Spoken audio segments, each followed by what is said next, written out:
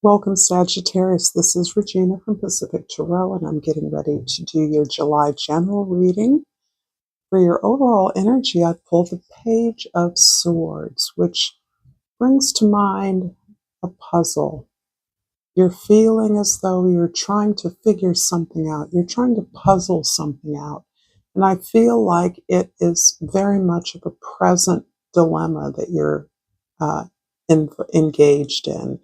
This dilemma is not necessarily something bad.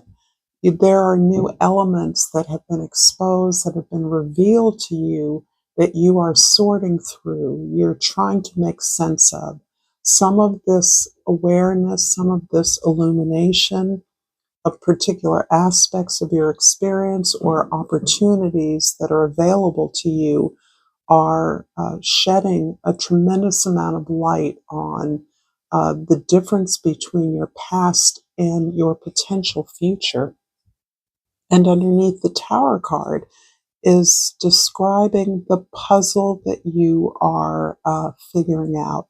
I feel like this has a lot to do with the way the disruptions occurring in the world are being mirrored in your own life, so that the upheavals that are occurring in the social order are having a direct impact on you, perhaps the work you do, the community you live in some very concrete and personal ways. And you're looking at the unexpected position that you're in, and you're trying to maximize the opportunities that are available in every way possible.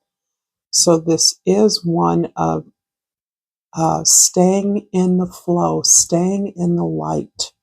I do believe that you feel directly connected to divine intervention, and that you are allowing that wisdom to lead you in from a place that is unexpected for you.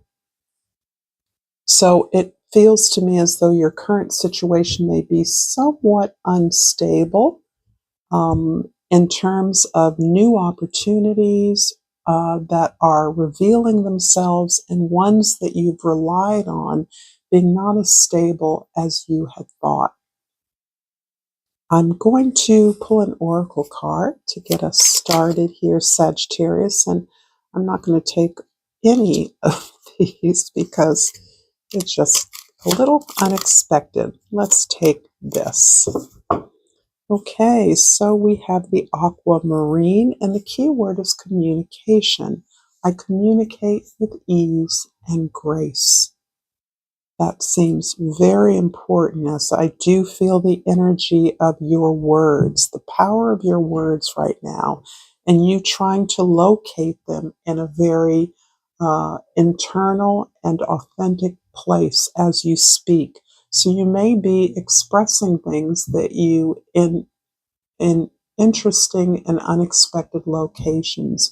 You may be confessing something about the way you're making a decision as part of you locating yourself in an opportunity or unexpected environment that is allowing you to grow and learn, but really that you're trying to maintain some boundaries around. In the 10th house, I always start with the midheaven, the highest star in the sky, the Two of Cups. This is lovely.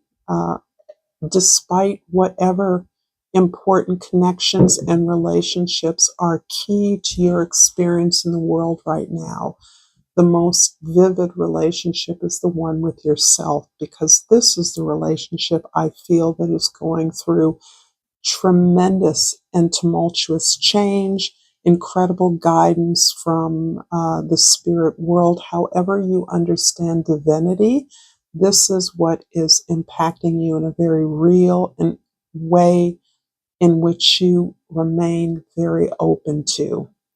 And part of the deep connection that you're experiencing is surprising you, but you're very comfortable. You do believe that you are here to receive this information. You're here for it. The Two of Cups is about the way in which this sense of yourself and of the possibilities is healing. The whole experience of being able to be flexible, articulate, careful, communicating with your words, expressing yourself, how you're learning who you are in this moment is very healing to you, and it's opening up information about the deepest connections in your life.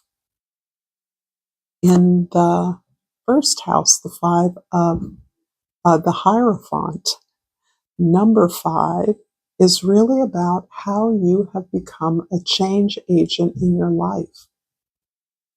And I often see this card very intimately linked with training, teaching, educating, helping others to gain access to the information that has shaped you.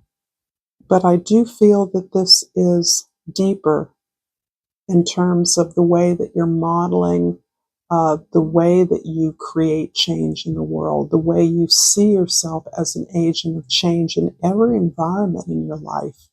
You see your whole experience of life as one in which you are modeling something different for those around you to understand. You're modeling some expression, some location, some psychic location that is often invisible to others or that they don't see underneath. And I do believe in part this is your way of communicating to others the way that you're making decisions, your considerations in making choices for yourself as being part of how you are opening up your inner world to others who experience you very much on the outside. There's a deep commitment and alliance with authority here, and perhaps others see you as authoritative in a way that you're now accepting and receiving, so that you recognize that things that don't seem teacherly or teachable are really what others need to understand about who you are and why you do what you do. In the 4th house, the Devil card. This is really about something that relates to your fundamental passion in the world, the way that you perhaps were conditioned through your family of origin, through your social environment. So this is conditioning many of us received, but you in particular, Sagittarius, are really struggling with the way that you have understood your responsibilities and your attachments. So the sense of being restricted, the need to break free, to find freedom, has often motivated you spontaneously and impulsively to run away, to flee, to seek an adventure as a way of moving away from something that never felt as though it was productive on your behalf. Something that felt limited, expectations of others that seemed to ignore or dismiss who you were at core, your sense of having to earn love, the message of very conditional love. If you don't do this, then I can't love you, I can't support you, I won't support you. And you're really breaking free, I believe, from that story. And you're seeing how, despite perhaps you're running away from such a condition or fleeing conditions or relationships that are described in this way, that you've experienced in this way, that you really took that baggage with you, that you really didn't break the chains by simply moving away from a situation to other situations that mirrored this, more of the same. In other words, the message, the rejection that you're not enough unless you do this. The conditional terms of love and acceptance have followed you throughout your life. They have anchored your experience. In the seventh house of significant others and relationships, the Eight of Swords. Wow, I do feel that there is so much static and electrical energy, so much light that is flooding your understanding of your relationships. And this feels as though this is for those of you in the main who are single. I could be wrong about that. Many of you could be in relationships, and they could be happy relationships, certainly with the Two of Cups here. But I do feel that there is a lot of information, knowledge, clarity around relationships, how you were taught, what you saw, and how you have experienced them as criticism, as rules, as conditions, as negative feedback, as affirming a sense of deficiency within you, and being aware that that is not your truth, but how you have suffered, how it has evoked a sense of rage, anger, pain within you, and how difficult it is as someone who receives so much information from one's spirits, ancestors, how this sense of being caged in through your thoughts is in some ways the reflection of a powerfully active mind, always seeking the truth, always wanting honesty, justice, authenticity from yourself and others. This is a general reading, Sagittarius. If you're interested in a personal reading, information for that is in the description box below. If this reading is resonating for you, please like this video, share it with others, and subscribe to my channel, Pacific Tarot. I appreciate your time with me. I always enjoy your comments, so thank you. And in the first house, I'm going to clarify the Hierophant in the first house with the Devil in the second house and the Empress in the third house. Wow. So a sense of restriction is something that has confined or limited severely your ability to earn money, to receive your worth, to lead with your work, to negotiate your worth and value. This has impacted a sense of lack, never enough, always worried, always under the gun, living month to month, never feeling like you have been able to gain some of the comforts of your hard work and effort, and in many ways has perhaps caused you to leave situations prematurely, only to resurrect a situation, a similarly restrictive environment again. And that's interesting because it's so counter the empowerment that I feel is a result of your gifts, your ability to communicate, your expression. Your expression is one that invites love, that love flows from you. A real delight in the natural world and the natural order of things is part of your gift, part of your vision, your ability to mimic nature, to be in tune with natural environment, with the elementals, with various spheres of energies flows through you and is evident in your very being. You are loved in some phenomenal way, and yet that sense of personal power has been hemmed in by the need to earn money, the feeling that you can never quite have enough money.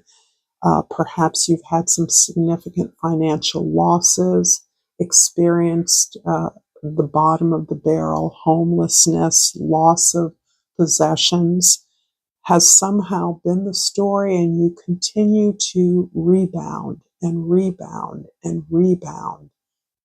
You never deplete that sense of wholeness and natural love and empowerment that is within you. It keeps shining through. This is pretty phenomenal. In the fourth house, the Devil card again is clarified by the Four of Pentacles in the fifth house and the Six of Swords in the sixth house. So this is showing me, as a result of this incredible gift, this ability to express yourself so fluidly, so powerfully, so in tune with natural forces, is something that you keep pretty squarely protected. You're aware of your talent. You're aware of your vast experience with this particular kind of expression or gift. And yet you keep it as securely your foundation. You understand that these are the building blocks that you're going to grow on the basis of. This is what you naturally want to engage in the world. This is how you want to offer your love to the world, is some dynamic expression, some dynamic skill that is highly productive and highly in tune, loving, growing, sharing.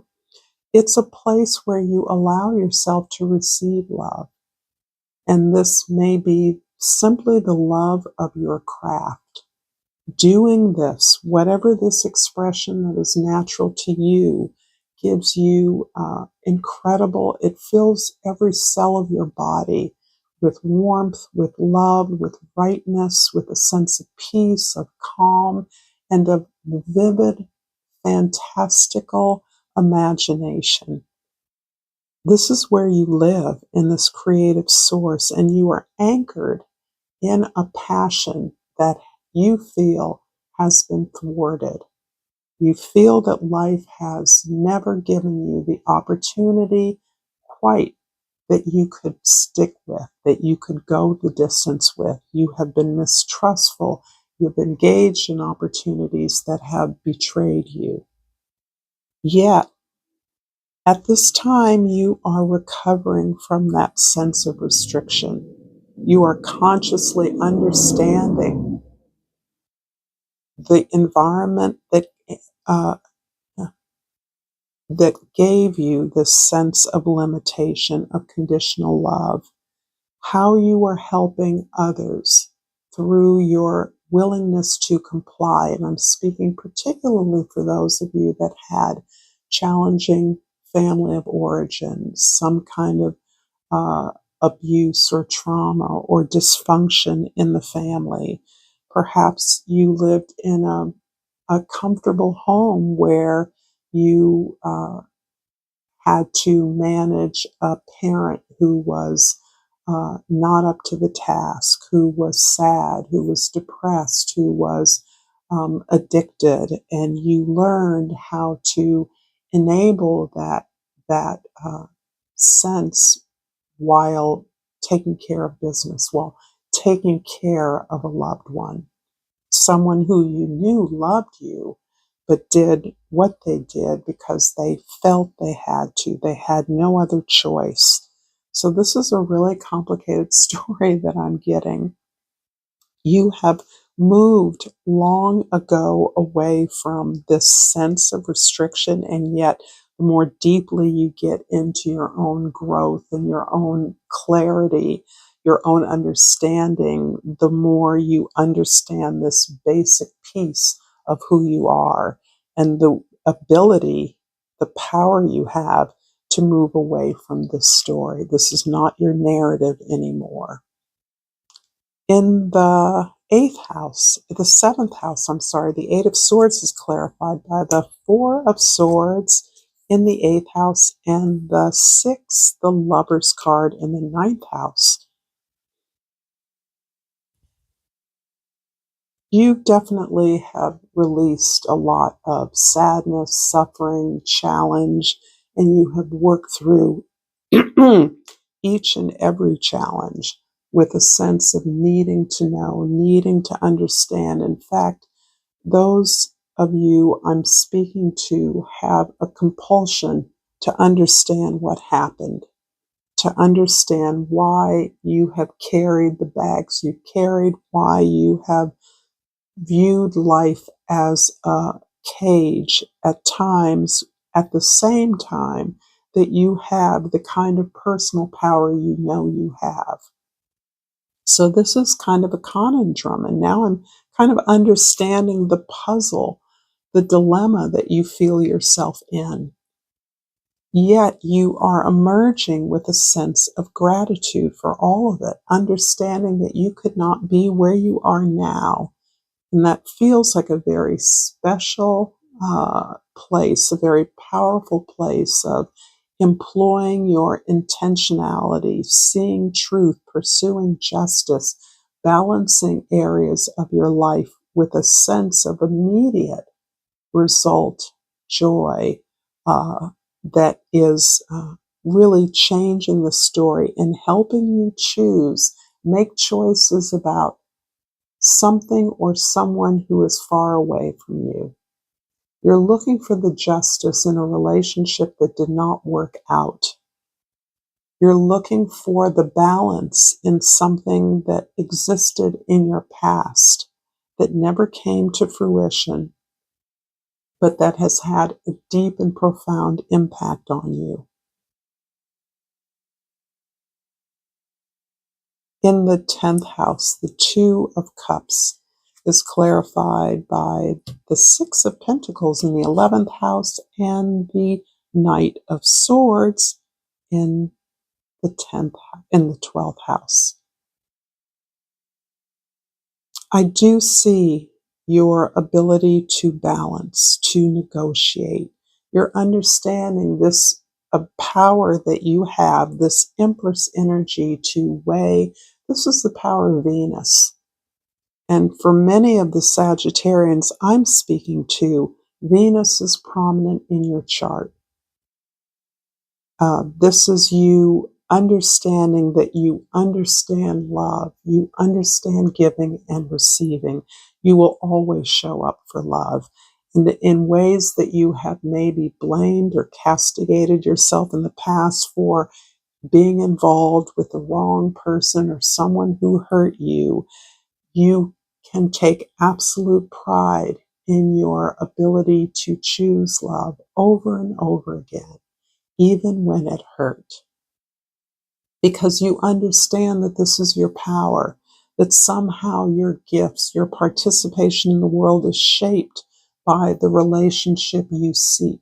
And that may be the relationship with yourself, but it can also be relationships with others that reflect this intention to do good in the world, to participate in the world in some positive way, to offer information, insight, joy, some kind of modeling that you're doing, understanding that you have the power to balance. You know how to do that. There can be people that look to you for assistance, that consult you for the way in which you can professionally lend support to organizations, teams, environments in which the balance of power is at issue.